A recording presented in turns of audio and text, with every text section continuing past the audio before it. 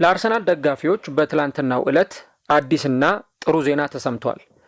ይሄውም የዊሊያም ሳሊባ ኮንትራት ሊራዘም ነው የሚል መረጃ ነው። ዊሊያም ሳሊባ በአርሰናል ኮንትራቱን ሊያራዝም መሆኑን ተከትሎ አርሰናሎች ጥሩ እፎይታ የተሰማቸው ይመስላል።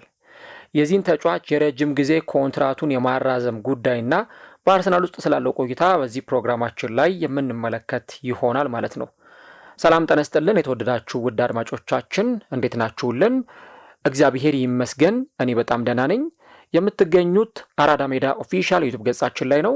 ለቻናሉ አዲስ ከሆናችሁ የዩቲዩብ ገጹን ሰብስክራይብ እያደረጋችሁና የደወል ምልክቷን እየተጫናችሁ የቻናላችን ቤተሰቦች እንድትሆኑ የአክብሮት ግብዣችን ነው።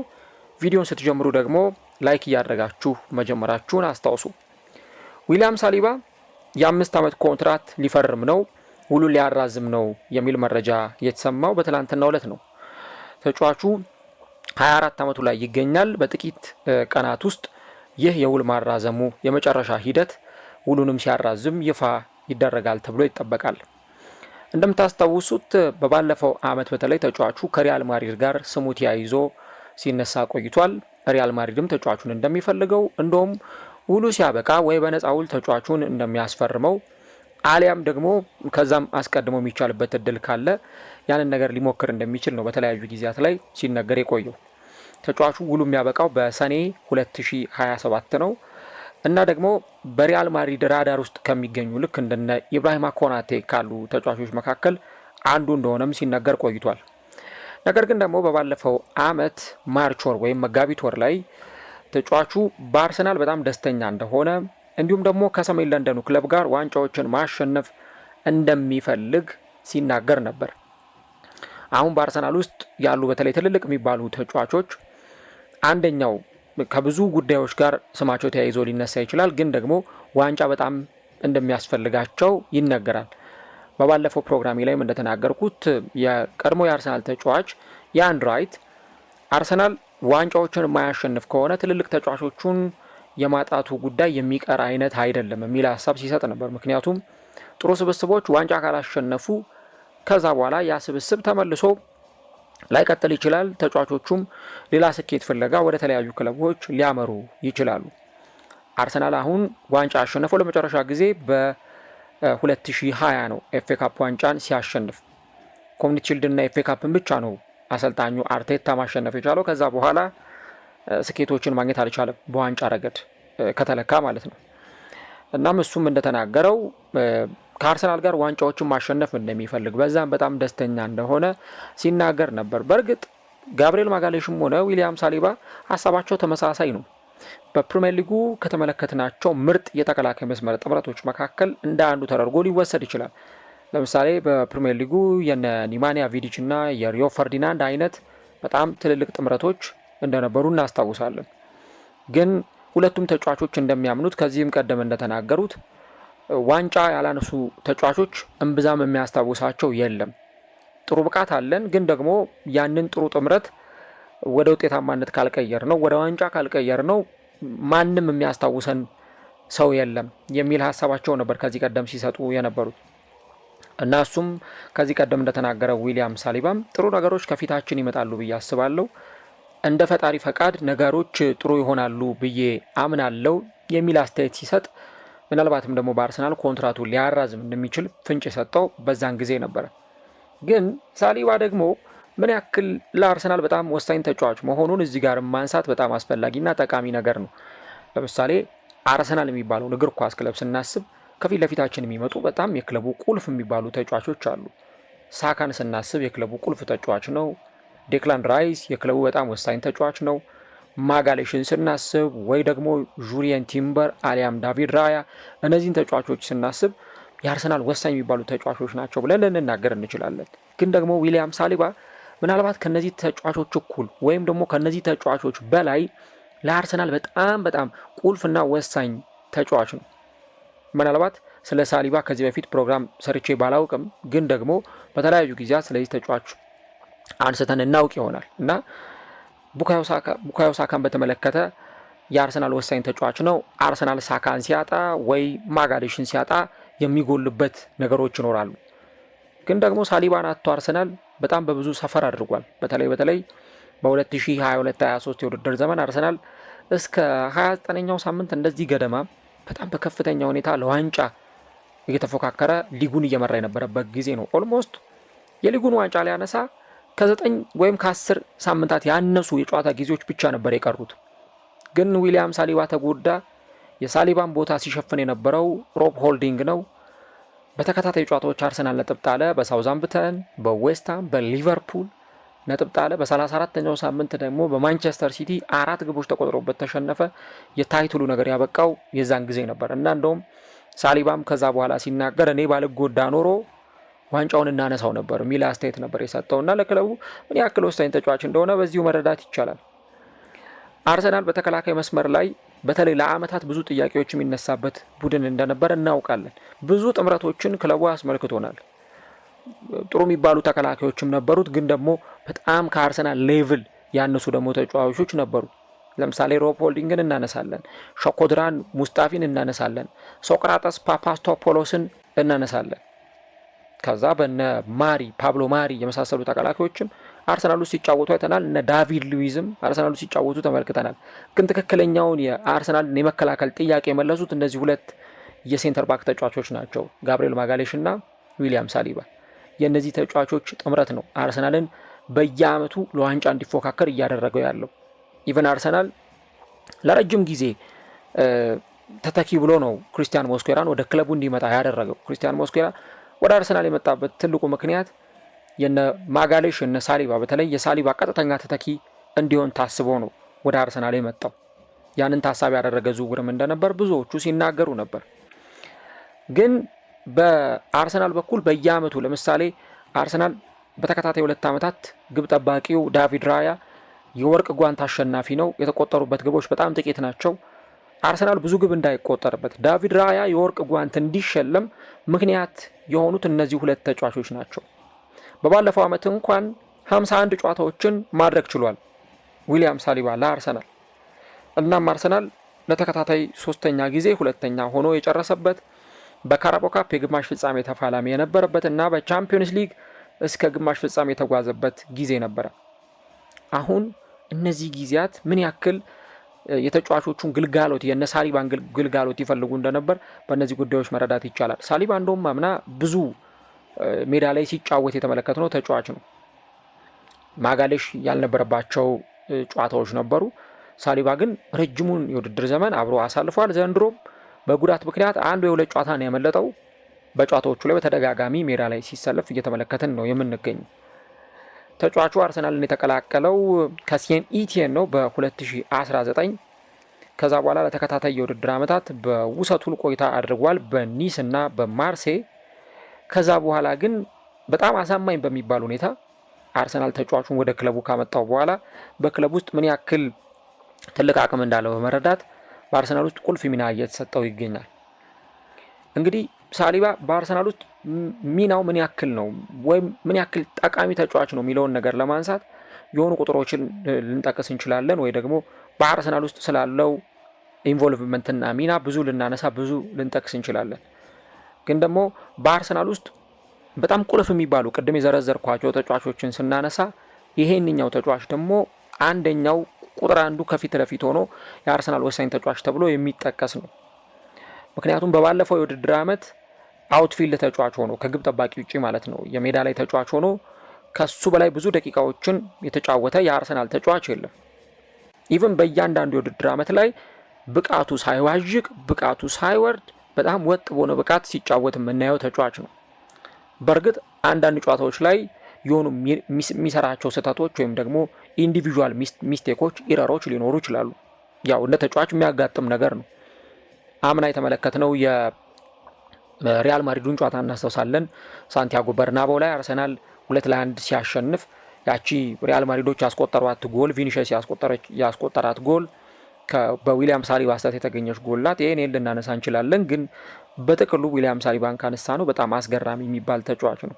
ኢቭን ከባለፈው ዓመት ጀምሮ ዊሊያም ሳሊባ በቁጥሮች እንኳን ብትመለከቱት ታክሎች በመውረድ ሸርታቴዎችን በመውረድና ኳሶችን በመቀማት ሪከቨር በማድረግ 3ኛ ደረጃ ላይ የሚቀመጥ ተጫዋች ነው እና ማፖቹን ብትመለከቱት የሚያካልለውን የሜዳ ክፍል እንዲሁ ደግሞ ተጫዋቾችን ኳስ በማስጣል እንዲሁም ደግሞ በመከላከል ረገድ በጣም የተዋጣለት የተከላካይ መስመር ተጫዋች ነው። እንደውም ለብሔራዊ ቡድኑ ቋሚ ያልነበረባቸው ጊዜያቶች ነበሩና ጥያቄዎች ይነሱ ነበረ። በዛ ቡድን ውስጥ እነ ዳየት አፓሜካኖ የመሳሰሉ ተከላካዮች ሲጫወቱ ስለነበር እነ ኢብራሂማ ኮናቴ አንዳንዶች ከነዚህ ተጫዋቾች የተሻለ ቦታ የቋሚነትም እድል ይገባዋል ብለው ሲከራከሩ ነበር። በኋላ ግን አሰልጣኙ ዲዲየር ዴሾ ሳሊባንም አምነውበት በቋሚነት ሲያሰልፉት እንደነበር አይተናል። የሳሊባ ጥንካሬ ደግሞ ከመከላከሉ ጋር ብቻ የሚነሳም ሳይሆን ከኳስ ውጭም ያለው ኢንቮልቭመንት እጅግ በጣም የሚያስገርም ነው። ተጫዋቾችን አንድ ለአንድ በሚያገኛቸው ጊዜ ሁልጊዜም እንዴት እንደሚያሸንፋቸው ተጫዋቹ ጠንቅቆ ያውቃል። አንድ ለአንድ ተጫዋቾች ወደ እሱ ወዳለበት ፖዚሽን የሚመጡ ከሆነ እንዴት አድርጎ እንደሚያስጥላቸው፣ እንዴት ታክል እንደሚገባ ያለውን የሰውነት አፔራንስ ይጠቀማል። ይሄ እንደው ለካርዶቹ እንኳን ብዙ ተጋላጭ የሚሆን ተጫዋች አይደለም። ይሄ ለቀይ ካርድ ለቢጫ ካርዶች ተደጋጋሚ ተጋላጭ የሚሆን ተጫዋች አይደለም። ያውቀዋል መቼ ምን ማድረግ እንዳለበት፣ ምን አይነት ውሳኔ መወሰን እንዳለበት በደንብ ጠንቅቆ የሚያውቅ ተጫዋች ነው እና ልምዱ ከአመት ዓመት እየጨመረ እየመጣ ነው የሚገኘው። ከዚህ በተጨማሪ ደግሞ ለቡድኑ የሴት ፒስ አቀራረብ በደንብ የተመቸ ተጫዋች ነው። እንደውም ኳሶች ከማዘመት በሚሻገሩ ጊዜ ግቦችን ለማስቆጠር ምቹ ከሆኑ ተጫዋቾች መካከል አንዱ ዊሊያም ሳሊባ ነው። ስለዚህ ለአርሰናል ይሄንን ተጫዋች ኮንትራቱን እንዲያራዝም ማድረግ ምንም አማራጭ የሌለውና ወሳኝ የሚባል ጉዳይ ነው። አርሰናል የብዙ ወሳኝ ተጫዋቾቹን ውል ሲያራዝም እንደነበረ እናስታውሳለን። ለምሳሌ የነ ሉዊስ ስኬሊን ኮንትራት አራዝሟል አርሰናል፣ የነ ማጋሌሽን ውል አርሰናል አራዝሟል። የሌሎች ተጫዋቾችንም እንደዚሁ ልንዘረዝር እንችላለን። ግን ደግሞ በጣም የቡድኑ ቁልፍ የሚባሉ ተጫዋቾች አሉ። አሁን አርሰናል ከሳሊባ ቀጥሎ ውሉን ሊያራዝምለት የሚችለው ተጫዋች ቡካዮ ሳካ ነው የሚሉ መረጃዎች ይወጡ ይገኛሉ። እንግዲህ እነዚህን ተጫዋቾች ውላቸውን ሲያራዝም ደሞዛቸውንም በመጨመር ከፍተኛ የደሞዝ ተከፋይ እንዲሆኑ በማድረግ ነው ውላቸውንም ጭምር የሚያራዝመው። አሁን ኦልሬዲ ዊሊያም ሳሊባ ውሉን ሲያራዝም የአርሰናል ከፍተኛው ተከፋይ ይሆናል እና ለ5 ዓመታት በክለቡ ሲቆይ እስከ 29 ዓመቱ ገደማ ድረስ በአርሰናል ሲጫወት እንመለከተዋለን። የተጫዋቹ ወሳኝነት በጣም አስፈላጊ ነው። ቅድም እንዳልኩት እሱ በሌለባቸው ጊዜያት አርሰናል ብዙ ሳክሪፋይ ሲያደርግ ነበር። እንደውም ባለፈው ዓመት ሳሊባ በወጥነት ተጫውቷል። ከዛም በፊት በነበረው ጊዜ ጥሩ አማራጮችም ነበሩት፣ እነ ዣኩብ ኪቪዮር የመሳሰሉ ተጫዋቾች፣ ሌሎች አማራጭ መሆን የሚችሉም ተጫዋቾች አሉ። አሁን እዛ ቦታ ላይ ማጋሌሽ ባይኖር ወይ ሳሊባ ባይኖር እዛ ቦታ ላይ ገብቶ መጫወት የሚችሉ ተጫዋቾች አሉ። ለምሳሌ ቤን ዋይት እዛ ቦታ ላይ ገብቶ መጫወት ይችላል። ሪካርዶ ካላፊዮሪ እዛ ቦታ ላይ ገብቶ መጫወት ይችላል። ሞስኩዌራ አለ፣ ቀጥተኛ የዛ ቦታ ተሰላፊ ነው። ፒየሮ ሂንካፔ በዛ ቦታ ላይ በቀጥታ ተሰልፎ መጫወት የሚችል ተጫዋች ነው። ሂንካፔ ሲመጣ ወይ ወደ መስመር ወጥቶ እንዲጫወት አሊያም የሴንተር ባክ ቦታ ላይ እንዲጫወት ተፈልጎ ነው የመጣው። ቲምበርን አንስቻለሁ ቅድም።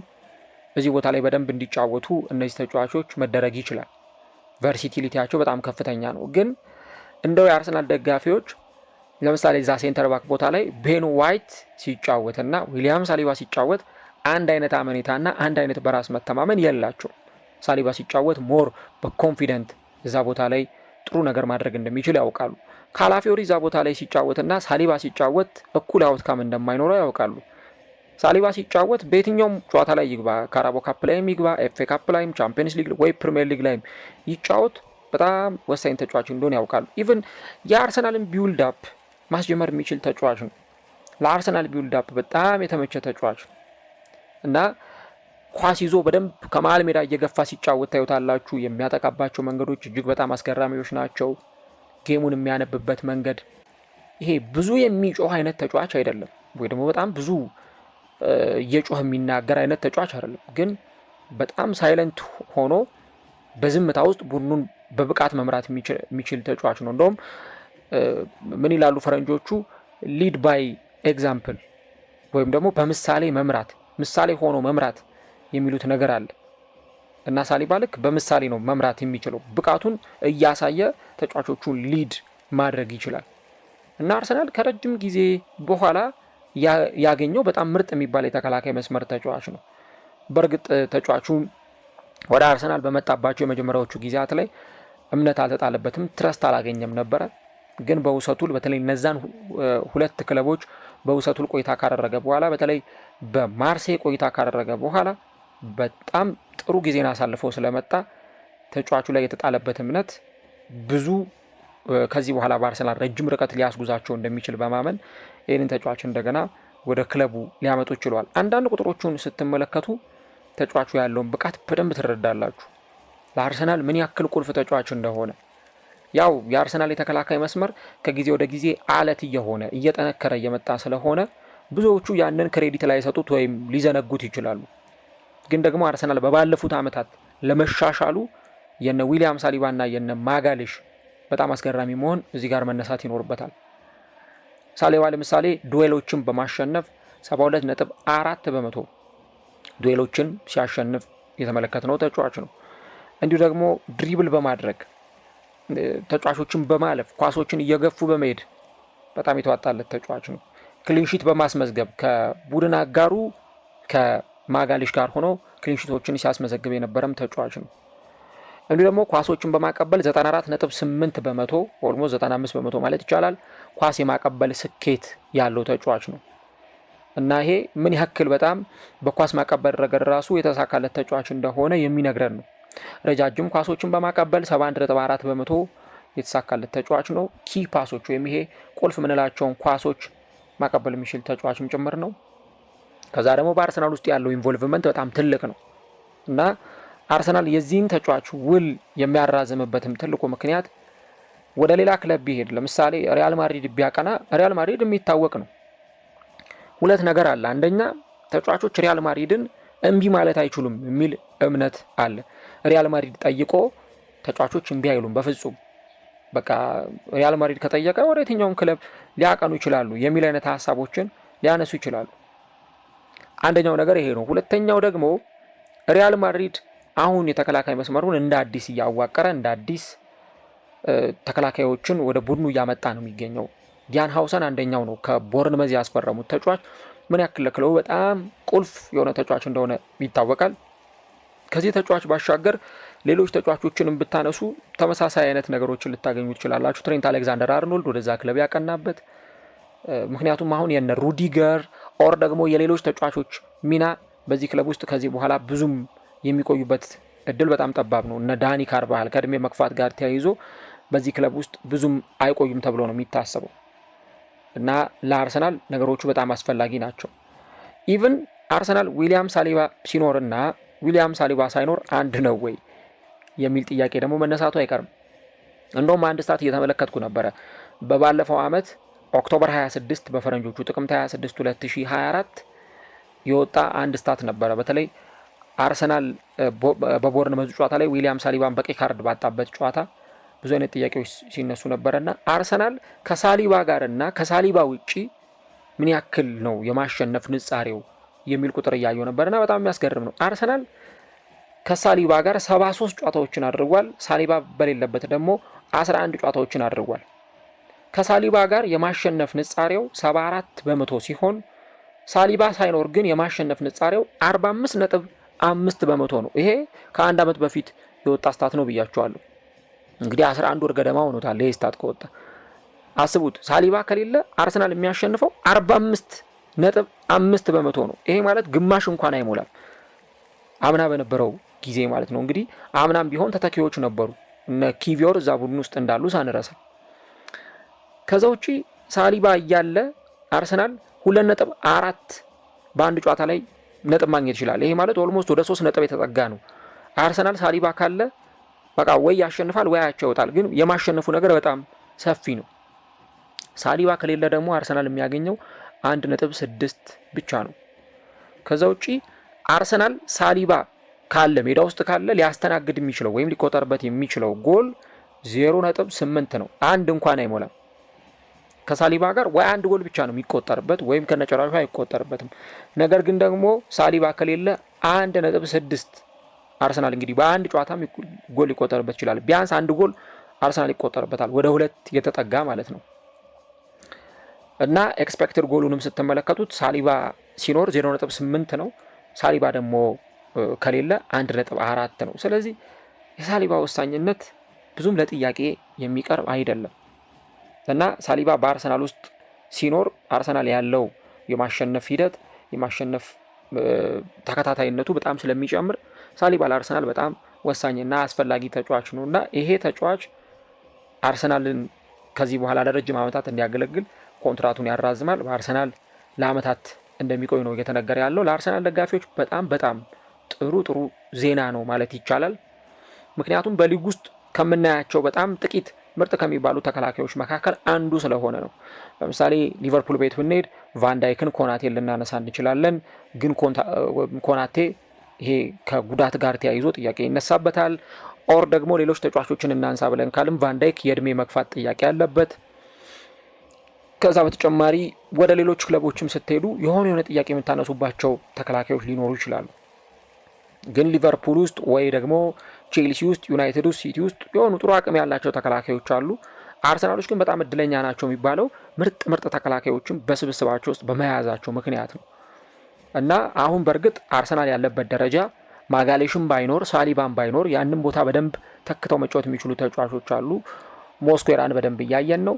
ሞስኩዌራ እዛ ቡድን ውስጥ በደንብ ኢንቮልቭ እያደረገ አርሰናልን በብዙ እየጠቀመ የሚገኝ ተጫዋች ነው።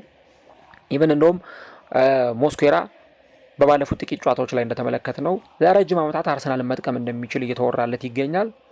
ግን ደግሞ ሳሊባ ሲኖር ሙሉ በራስ መተማመን ለአርሰናል ደጋፊዎች ይሰጣል። በቃ እሱ ካለማ አርሰናል ያሸንፋል እስከ መባል ደረጃ የተደረሰበት አይነት ተጫዋች ነውና አርሰናል ከብዙ ጥረት ከብዙ ልፋት በኋላ ያገኘው በጣም ምርጥ የሚባል የተከላካይ መስመር ተጫዋች ነው።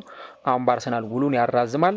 እንግዲህ ለቀጣዮቹ 5 ዓመታት ከጥሩ የደሞዝ ተከፋይነት ጋር በአርሰናል ሲጫወት የምንመለከተው ይሆናል። እስቲ እናንተም ሀሳቦቻችሁን ጻፉልን። የዊሊያም ሳሊባ ውል ማራዘም ለእናንተ ምን አይነት ስሜት ሰጣችሁ? በተለይ ለአርሰናል ደጋፊዎች ዊሊያም ሳሊባ ኮንትራቱን ሊያራዝም መሆኑን ተከትሎ ከዚህ በኋላ ባሉት ዓመታት ምን አይነት ጊዜ ሊያሳልፍ ይችላል የሚለውን ሀሳቦቻችሁን ጻፉልን። ግን ወሳኙ ነገር ቅድም እንዳልኳችሁ ዋንጫዎችን ወይም ደግሞ ትሮፊዎችን ማሸነፍ ነው። በቃ ትሮፊዎችን ማሸነፍ በጣም ወሳኝና መሰረታዊ የሚባል ነገር ነው። ራሳቸው ተጫዋቾችም እንደተናገሩት አዎ የኛ ጥምረት ጥሩ ጥምረት ነው፣ ጥሩ ተግባቦት፣ ጥሩ ጓደኝነት አለን ማጋሌሽና ሳሊባ። ግን ሰው ሊያስታውሰን የሚችለው የሆነ ሲልቨር ዌር በስማችን ሲመዘገብ ነው፣ የሆነ ዋንጫ የሆነ ብሉፕሪንት በስማችን ሲመዘገብ ነው። ያ ካልሆነ ሰውም አያስታውሰንም። እንደው ጥሩ ተጫዋቾች ነበሩ ይባል እንጂ ታሪክ የሚያወሳን አይነት ተጫዋቾች አንዱንም ብለው ሲናገሩ ነበር። ስለዚህ በአርሰናል ከተመለከትናቸው ለረጅም ዓመታት በአርሰናል ካየናቸው ኢቭን እንደነ ቨርማለን ካሉ ጥሩ የተከላካይ መስመር ተጫዋቾችም በኋላ አርሰናል ያገኛቸው ምርጥ የተከላካይ ተጫዋቾች ማጋሌሽና ሳሊባ ናቸው። ማጋሌሽ ውሉን አራዝመዋል ከዚህ በፊት፣ አሁን ሳሊባ ውሉን ያራዝማል። አርሰናሎች አሁን ሪያል ማድሪድ ይህን ተጫዋች ይወስድብናል የሚል ስጋት የለባቸውም። ያለምንም ሀሳብ በሳሊባ የተከላካይ መስመራቸውን የሚመሩ ይሆናል። ዘንድሮስ ማጋሌሽና ሳሊባ ከአርሰናል ጋር ዋንጫዎችን ያሸንፋሉ ወይ? ኮሜንት አድርጉልን። እሱን እንግዲህ በውድድር ዓመቱ መጨረሻ ላይ የምንመለከተው ነገር ይሆናል ማለት ነው።